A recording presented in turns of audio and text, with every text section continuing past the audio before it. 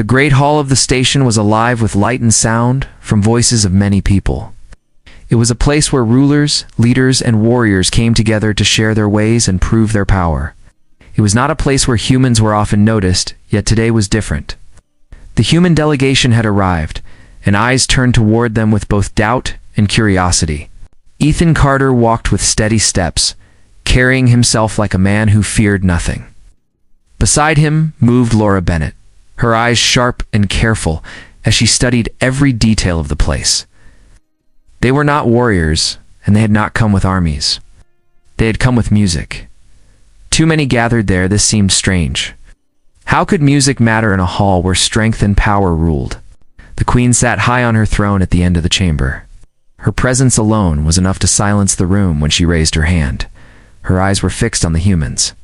She had heard stories of their courage and their spirit, but she wanted to see with her own eyes what made them different from the others. She asked them to show something from their world, something that revealed who they truly were. Laura leaned toward Ethan and whispered that they should play something soft and calm, something that would not shock or offend. Ethan only smiled, his eyes bright with excitement. He said that if they were to show the truth of their people, they must not hide it. They must show the fire that lived in their spirit. Laura frowned, but she trusted him, and in the end, she gave a small nod. The humans brought out their instruments. The crowd watched with confusion. Shapes of the instruments were strange, with metal bodies and glowing wires. Too many, they looked like weapons rather than tools for music. Murmurs rose in the chamber, some questioning, some mocking. But the queen lifted her hand again, and silence fell. She wanted to see this through. Ethan adjusted the guitar in his hands, his fingers brushing the strings with care. The deep hum filled the air for a moment, and already people shifted uneasily. Laura took her place beside the microphone, her voice calm, though her heart was racing.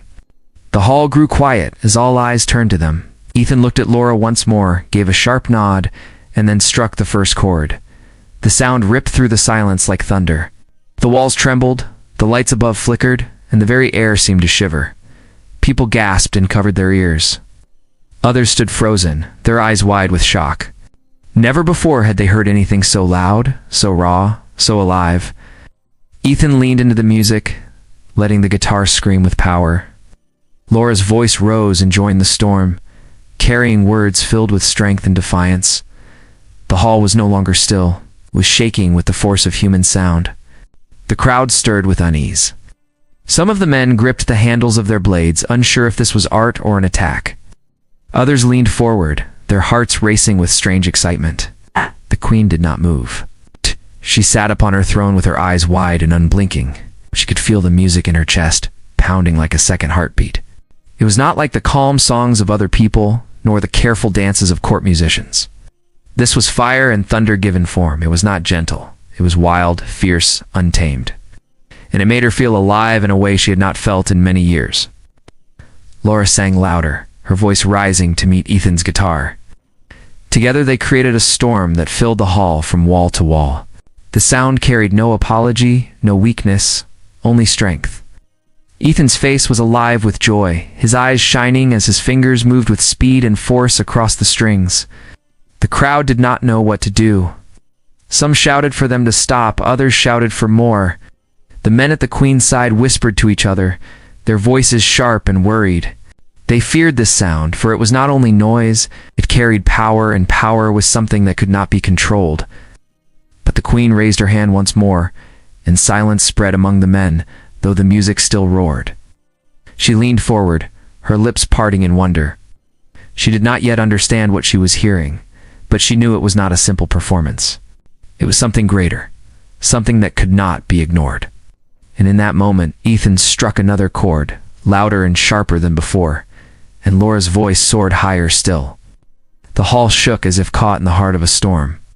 The first taste of chaos had begun. The first chord had already shaken the hall, but now the storm grew heavier. Ethan played without fear, each note roaring like fire through the air. Laura sang with all her strength, her voice cutting through the thunder of the guitar. The crowd that had once been proud and still was now restless, caught between fear and awe. The men on the sides whispered to one another. They asked if this was truly music, or if it was a weapon. Some believed it was an attack meant to weaken them. Others felt their hearts pound faster, as if the sound had reached inside and stirred something hidden. Ow. No one had ever faced such a force of sound before, and it unsettled them in ways they could not explain. The queen leaned forward, her eyes locked on Ethan and Laura. She did not call for them to stop. Instead, she let the storm continue. She could feel the music crash inside her chest. It was not like the soft melodies she had always heard in her court. This was wild, full of rage, yet filled with life. She could see that the two humans were not trying to destroy the hall. They were showing truth. Ethan's fingers flew across the strings, each strike louder than the last. The guitar howled like a beast let loose from chains. Laura's voice soared high, almost breaking the air itself, carrying words filled with fire. The combination of their sound made the stone walls of the hall seem too small, as if the music wanted to break free and spread beyond the station itself. The crowd began to move. Some covered their ears and bent low, unable to endure the strength of the music. Others stood, eyes wide, their bodies trembling as if energy poured into them from the sound. One man shouted that it was madness and called for guards to stop it. Another man shouted back that it was power unlike any he had ever felt. Arguments broke out among them. The queen raised her hand, but this time not to silence the humans. She raised it to silence her own people. The voices fell low, but the music did not. Ethan struck harder, his whole body moving with the guitar, his face alive with fire. Laura stood tall beside him, her hair moving with the force of the sound waves, her voice unbroken. Together they stood like warriors, though their only weapons were sound. The queen's guards gripped their weapons tightly, unsure if they should act. They looked to her for orders, but she gave none. Her gaze stayed on the stage. She wanted to see how far the humans would go. The music shifted. Ethan bent low over the guitar, his fingers creating deep growls of sound that rumbled through the ground. It was like the roar of mountains cracking. Laura's voice dropped lower, steady and strong, like a storm about to rise again. Then suddenly the music exploded. Ethan's guitar screamed, and Laura's voice leapt high, echoing to the farthest corners of the hall. The men shouted again, some in anger, some in fear. They could not understand how humans could carry such power with nothing but voice and strings. To them it was unnatural, but it was real. The sound pressed against them like a wave, breaking their balance, forcing them to feel, even when they wished not to. The queen rose from her throne. Gasps filled the chamber. Never did she rise during a performance, but now she stood tall. Her eyes shone with something fierce. She felt stronger with every note, as if the music was giving her more than sound. It gave her spirit, courage, and strength she had long forgotten. Ethan saw her stand, and he struck another chord, faster and sharper. Laura's voice lifted again, rising higher and higher until it felt like the roof would split apart. The queen's heart raced, and she lifted her hand, not to silence them, but to push her people back from interfering. The crowd was no longer one voice. They were split. Some shouted for the music to end, calling it madness. Others shouted to let it go on, saying it was the sound of truth. The hall shook with not only the music but the clash of opinions. But through it all, Ethan and Laura did not stop. They played with fire in their eyes, their bodies alive with the power of sound. And as the final wave of chords poured into the hall, the queen's lips curved into a rare smile. She knew she was witnessing something no one else had dared to show. And in that moment, the chaos was no longer just beginning. It was taking shape. The storm of sound did not fade. It grew stronger, heavier, and louder. Ethan's guitar roared like fire rolling across the earth, each note striking with the weight of thunder. Laura's voice rose above it, sharp and clear, carrying the force of 1,000 cries. Together they pushed the hall to its limits. The air itself seemed alive with the weight of human spirit. The men at the queen's side could no longer keep their calm. Some dropped to their knees, pressing their hands over their ears, as if the sound burned. Others shouted, calling for the performance to stop. But still others felt their bodies tremble, not with fear but with something else. Their blood raced faster, their hearts pounded harder. They felt strength that had been hidden inside them awaken. The queen's eyes were fixed on Ethan and Laura. The music coursed through her, shaking her very bones, yet she did not try to escape it. She stood taller, her hands gripping the arms of her throne. For years she had known the weight of power and the burden of rule, but never had she felt this alive. The music filled her like fire, and she could not look away. Ethan's fingers moved faster and faster. The guitar cried out in sharp screams and deep growls, shifting between beauty and rage. Laura's voice soared, then dropped low, then rose again like a storm climbing toward the sky. The two of them were not only making music, were unleashing something deeper, something that words alone could never carry. The hall was a place of chaos. Shouts filled the air, mixing with the sound of the music. Guards argued with each other. Some demanded to stop the humans at once, fearing the queen's safety.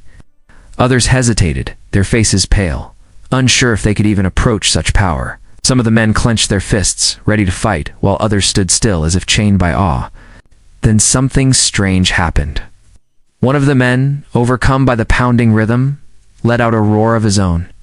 He beat his chest with his fist, shouting in time with the music. Another joined him, unable to resist the pull. Soon, several were caught in the storm, their voices rising, their bodies moving as if the music had seized control. The queen did not silence them. Instead, she let the chaos spread. She wanted to see what this music could truly do. She wanted to test the human spirit to its end. Ethan saw the men shouting and did not waver. Instead, he bent lower over his guitar, letting the sound grow darker and heavier. Laura's voice climbed to meet it, filling the hall like lightning striking through storm clouds. The energy in the room grew so strong that even those who had tried to resist began to feel it break through their walls. Some fell to the ground, overwhelmed. Others shouted until their voices cracked. But in every soul there was something stirred, whether fear or fury, awe or strength. The music had reached them all. The queen finally stepped forward from her throne. Her voice rang out over the storm. She declared that this was not noise nor madness. It was proof of human fire. She called it a weapon of spirit, something greater than any blade or spear. Her words carried power, and the hall fell into stunned silence for a heartbeat. But then Ethan struck again, breaking the silence with a scream from his guitar. Laura answered with her voice, full of defiance. The storm returned at once, fiercer than before. The queen did not stop them. She welcomed it. The men were divided now. Some shouted that the queen was bewitched, that the humans had brought danger into the heart of the gathering. Others shouted back that the music was not danger but truth, and that they had never felt so alive before. The arguments grew louder, fists clashing, bodies pushing, the hall on the edge of breaking into full battle. Through it all, Ethan and Laura stood strong. They did not pause, did not falter. Their music was a wall of sound that no fear could break. Ethan's eyes blazed with energy. Laura's voice held steady, even as her throat burned. Together they carried the storm higher and higher, beyond reason, beyond control. The queen lifted her hand again, but not to silence. She lifted it in triumph. Her voice cut through the noise, declaring that the humans had brought a gift unlike any she had seen. A gift of chaos, yes, but also a gift of spirit that proved humanity could not be ignored. And as the music reached its peak, the hall was no longer just a place of gathering. It had become a battlefield of voices, hearts, and power. The storm of heavy metal had claimed them all. The hall no longer felt like a place of peace. It shook with noise, shouts, and the storm of music that refused to stop. Ethan and Laura stood in the center of it all, their bodies moving with the rhythm, their faces alive with fire. They were not afraid of the men who shouted against them, were not afraid of the guards who looked ready to strike. Their music was their shield, their sword, and their victory. The queen stood tall, her eyes shining with something fierce. She had seen many battles and heard many words of power, but never had she felt what she felt now. The music filled her veins like fire. It gave her strength she had thought lost. It was not only a sound, it was a force. The men around her did not share her vision. Some shouted that this was a trick meant to weaken them, that the humans had brought danger into the heart of their gathering. They demanded the music be stopped before it spread further. But others, their hearts racing, argued that the humans had shown something greater than any army could. They claimed the music was a call to strength, not a weapon of harm. The arguments grew louder. Voices clashed like steel. One man drew his blade, pointing it toward the stage, declaring that the humans were enemies. Another struck his hand aside, shouting that he was blind to the truth. The hall shook not only with sound but with conflict. Ethan saw it all, but he did not stop. He leaned into his guitar, pulling every scream, every roar from the strings. His arms burned, his hands ached, but he did not slow. Laura's voice rose to meet him, her throat raw but unbroken. Her song carried strength, defiance, and fire. Together they stood, two humans against a hall of chaos, and they did not waver. The queen lifted her voice above the storm, shouting for silence. But the men did not hear her over the roar of music. The music had taken hold of them all. Some fell to their knees in worship of the sound. Others fought against it with anger. The clash of voices turned to the clash of fists, and the gathering broke into a storm of its own. Guards rushed forward, unsure if they were to stop the fighting or the music. Some tried to reach the stage, but when they drew near, the force of the sound hit them so hard they staggered back. Their legs shook, their hearts thundered, and their blades felt heavy in their hands. They looked at Ethan and Laura, not as weak performers, but as giants standing tall in fire and thunder. The queen raised her hand again, this time with a voice sharp enough to cut through the storm. She declared that the humans' music was not an attack, but a truth revealed. She told her people that this chaos was proof of strength, proof of spirit that could not be silenced. Her words clashed with the fear of the men, but her power held weight. Still, the men were not all convinced. A group shouted back at her, demanding that the humans be removed, that their noise be silenced forever. They stepped forward, weapons in hand, their faces filled with rage. Ethan saw them, and instead of fear, his eyes blazed brighter. He struck his guitar with a chord so sharp it echoed like lightning tearing the sky. Laura sang with him, her voice fierce and unyielding. The hall shook as if the walls themselves might fall. The men stumbled, their courage breaking under the storm of sound. The queen's voice rose again. She shouted that no weapon could match what she had witnessed. The music had shown her that spirit was greater than steel. She told her people that humans were not weak or small, but strong beyond measure. She said the fire they carried in their songs was a force to be respected, not feared. The hall fell into uneasy silence as her words cut through the noise. Ethan let the last note of his guitar fade, and Laura lowered her voice to a final cry that echoed into stillness. The storm ended, but its weight still pressed on every heart. The men stood shaken, divided, their faces pale and their bodies trembling. Some still clutched their weapons, but their hands shook. Others looked to the queen with awe, unsure of what they had just lived through. The queen stepped forward, her eyes still bright with fire. She told them that this day would not be forgotten, for they had all seen the power of sound, the strength of human spirit. She called it a clash of cultures, and from it would come a new path. And as the humans stood tall before her, their instruments still glowing faintly, she smiled. The chaos was no longer against them. Chaos had become their victory. The storm of music had ended, but its echo still lived in the air. The great hall was silent now, yet the silence was heavy. Every person inside felt changed. Some still trembled, some breathed hard as if they had run through fire, and some stood frozen, unable to believe what had taken place. The humans had stood before them with nothing but voice and strings, and they had shaken the entire gathering.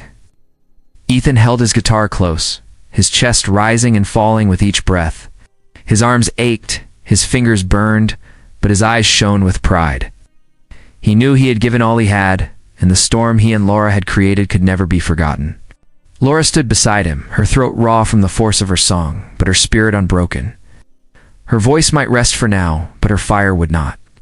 The queen looked down from her throne, her face calm yet alive with something powerful. She raised her hand, and the divided men fell into silence. They had seen her rise before, but never with such fire in her eyes. She told them that what they had just heard was not madness and not weakness. She declared it a weapon of spirit, a force greater than blades, a force that could move even the strongest hearts. Some of the men lowered their heads in shame, unable to deny what they had felt. Others still looked fearful, unwilling to accept that humans carried such power, yet none of them could say the music had left them untouched. It had entered every soul, and no one could turn away from it. The queen stepped forward from her throne. Her voice carried across the hall with strength. She said the humans had shown a truth that no army could bring. She called it a gift, not only to her, but to all who had witnessed it. She spoke of the fire of humanity, a fire that could not be hidden, a fire that could change the course of history. Ethan and Laura listened, their bodies weary but their hearts proud. They had not come with swords or armies, and they had come with music. And it had been enough. It had been more than enough. The men in the hall shifted uneasily. Some still wished to strike against the humans, but the Queen's word was law, and her voice left no room for doubt. She declared that no harm would come to the humans. Instead, their music would be remembered, their strength respected, and their spirit honored. Letting lowered his guitar, letting its final glow fade into silence. He looked at Laura, and she met his gaze with a small smile. They had done what they had come to do. They had shown the truth of their people.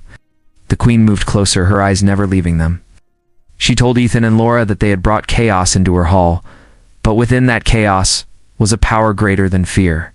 She said the storm they had created would echo beyond this day, carried in memory, carried in story, carried in the hearts of all who had heard it.